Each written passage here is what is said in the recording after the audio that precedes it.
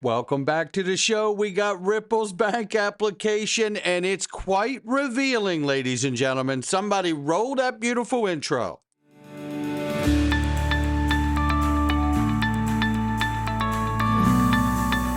Digital Perspectives with Brad Kimes. Come on in.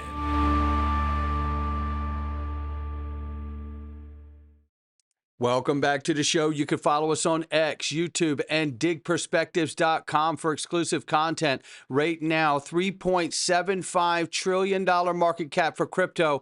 The market is off 6.4%. Bitcoin 113,300 plus. Ethereum 3,500 plus.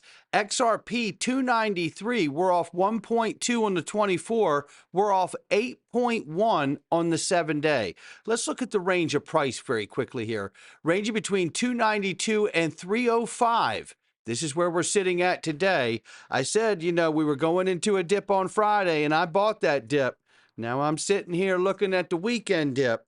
I don't have a lot left, but I might have to find a little something just for the discipline, not financial advice. Listen, before we get started, I think we're in a great spot, by the way, too, and I think you're going to love the information we have for you today, just like I think you're going to love this. We're all investing because we want to reach a point where we can do great things and have great experiences for ourselves and our family. And I tell you something, if you go to golfofamericaxrp.com, you're going to be able to do that too. And you're going to be able to do it so reasonably that you won't believe it. This is the kind of opportunity you can have. You can have that Bahama, Caribbean islands experience and never leave the continental U.S. Look at these places. They're gorgeous. The water is crystal clear, blue-green water, just like in the Bahamas. Silky white sandy beaches. They're beautiful. I'm about to go down there this year and start looking for prospects for my family after Moon because I know it's coming, and you know it's coming. And I'll tell you the best part of this, it's in Florida.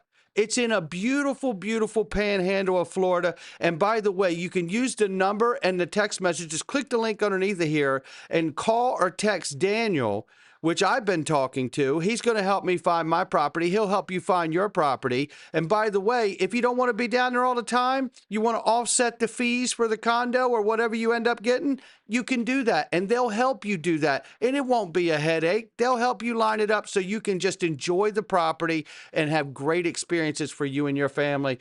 I am so excited. Look at this. It's absolutely quaint and beautiful. I can't get enough of it. I'm telling you right now, golfofamericaxrp.com. Get signed up, get started today because they are already putting people in homes and condos right now, and they're happy to do it for you too. This is a quick reminder here. We sat down yesterday, and a big thank you, by the way, to none other than Zach Rector. Shout out to John Deaton, shout out to DAI, and myself got together with Zach Rector to sit down and talk about Link2 and what is going on with Link2 currently today. Now, there's a very important date to learn about inside of this interview. If you are a Link2 customer, large or small, just understand this. We are with you. We're not leaving you. We couldn't talk before, but now we can.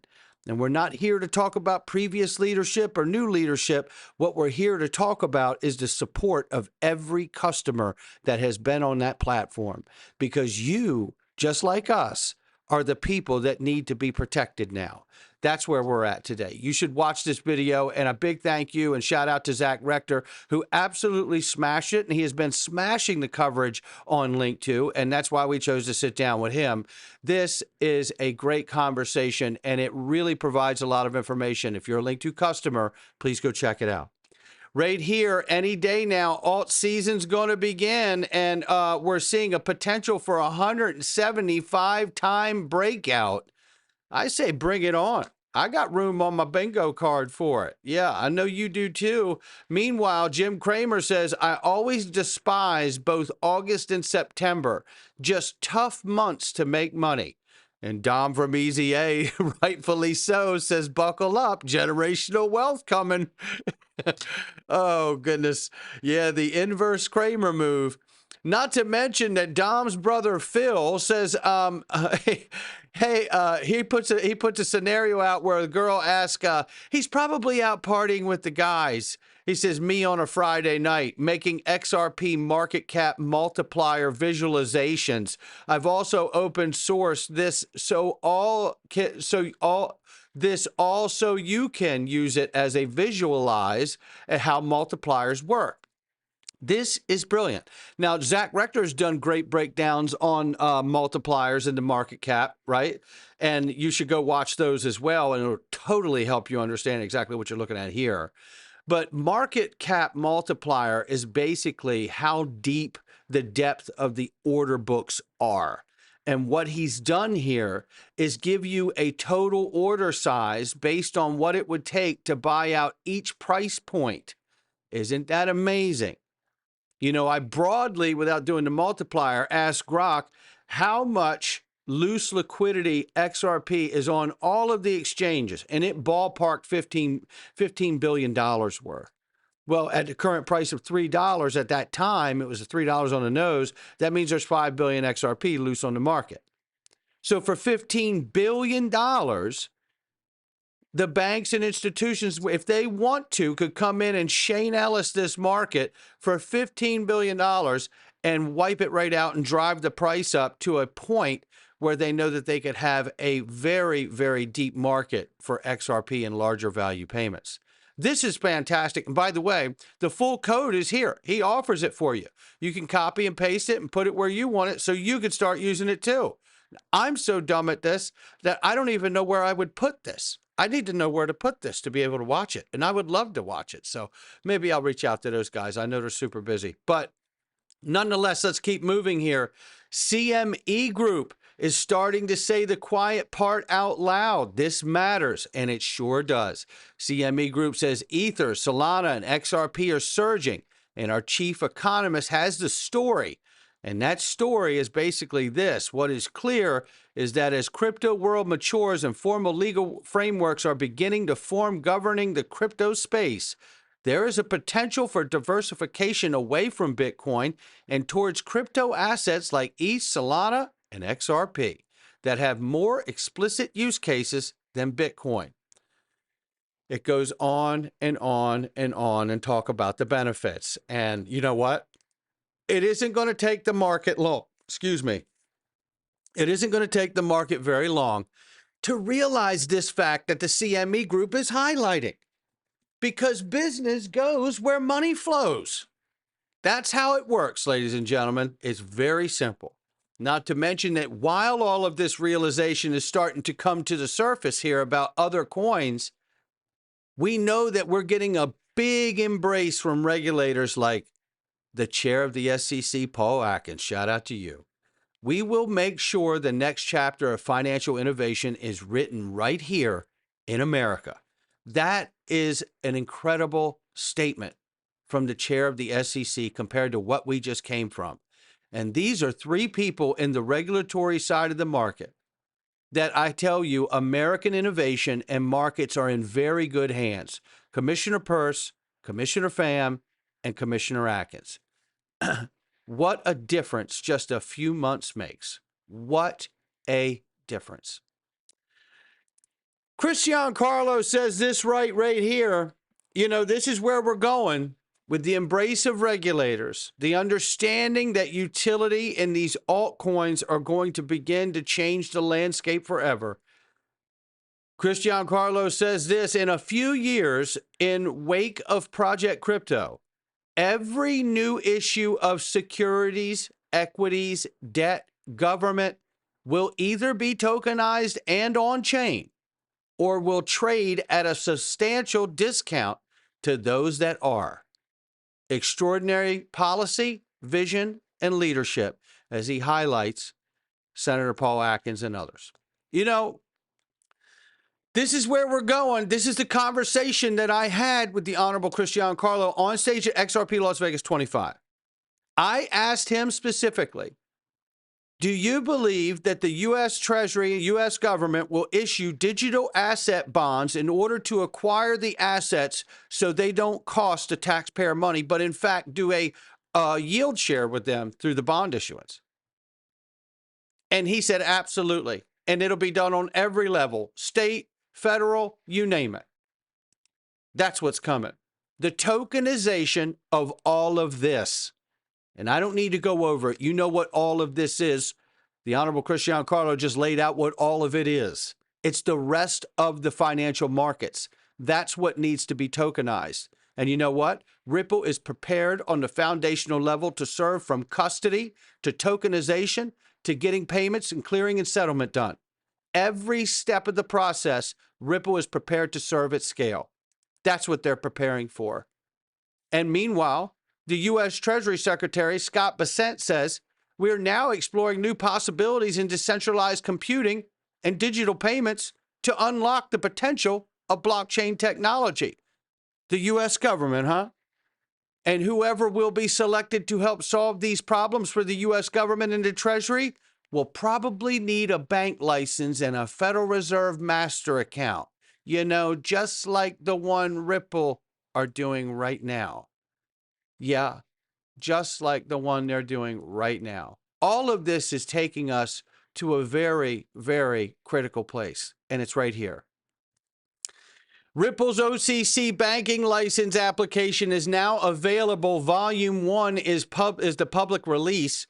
The application provides some clues about Ripple's intentions and structure to consider, and boy, do they. Let me tell you what.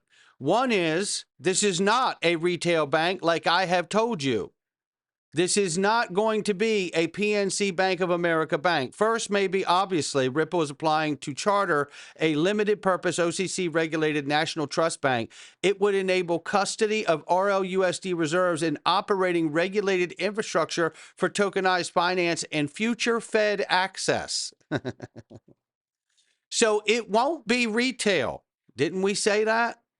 The CRA says it doesn't apply to national banks that don't engage in any lending or deposit-taking activities whose business consists exclusively of fiduciary activities, no deposits or lending, strictly B2B banking and infrastructure.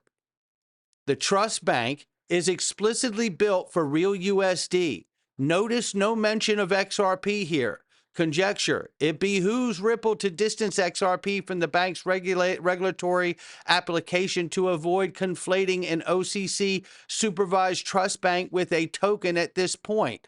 That said, nothing precludes future XRP integrations. I think he's absolutely spot on, which is exactly why I feel like they held off from doing stable coins and NFTs directly and smart contracts, because they knew when they got sued, if you just add these things while you're in the middle of a lawsuit, it gives them more legal arguments to combat you with. That's why all of this is being pursued post this court judgment, which, by the way, should be ending any day. To go on here, this is the interesting part because it means Ripple Labs owns the bank, issuing their own private stock to the executives. Also interesting is that that is confidential. A friend remarked that it is common for businesses interested in an IPO. So that's still on the table. And summary. We know Ripple wants a national bank charter to create a banking compliant subsidiary to handle tokenization management. Boom. That's exactly right. They're not seeking a money transmitter license or deposit insurance. If they were granted Fed access to, they would become real liquid infrastructure. And isn't this the point? Now let's talk about who's a part of that bank, right? And talk about plans within plans here. Leave it to none other than crypto, Cowboy Crypto right here. Shout out to you, my friend. This guy is something else. He says, I know everyone's seen the Ripple National Trust Bank info, but I looked through the OCC application today and found the organizers of the trust bank are, one name that stuck out was Tim Keeney, who is retired vice chair of BNY Mellon, who is responsible for custody of 25% of global institutional assets. The other people named as a part of that would be Jack McDonald, who, by the way, would be the president of the Ripple National Trust Bank, RNTB. right? And all his experience leading up to that. He brings 25 years in banking, financial services, trust activities. Mr. McDonald brings significant knowledge leadership to RNTB, currently serves as president of SCTC and senior vice president of stablecoins at Ripple. Mr. McDonald founded PolySign in 2018, as we know, and then we know that got bought out by Ripple. And previously, he was the president and CEO of Conifer Group, and so on and so on. So we'll leave it there. But now, John Zavaglia would be the chief operating officer and trust officer and vice president, and is currently Ripple's treasurer. Mr. Zavaglia brings 20 years of financial planning and consulting. Prior to Ripple, he was the vice president of finance at SunPower Corporation and held similar finance and treasury positions at Remitly and Expedia Group.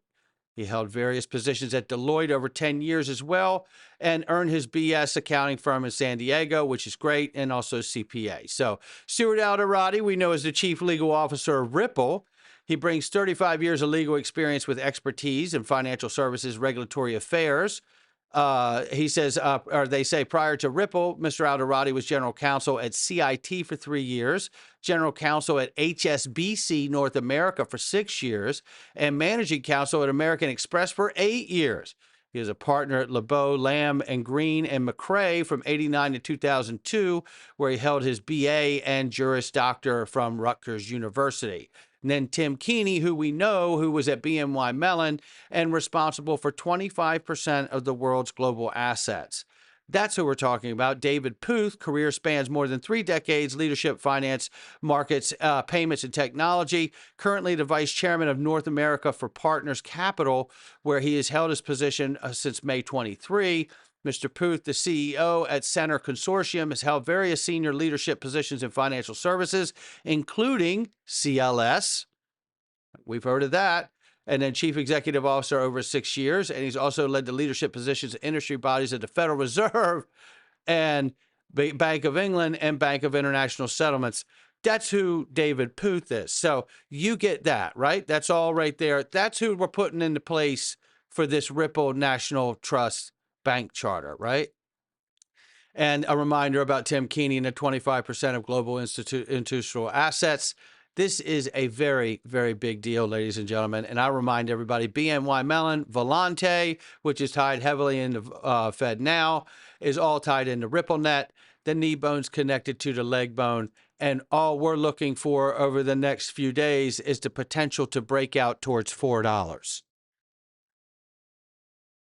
Seems a little short-sighted, doesn't it? But that's what's on the charts.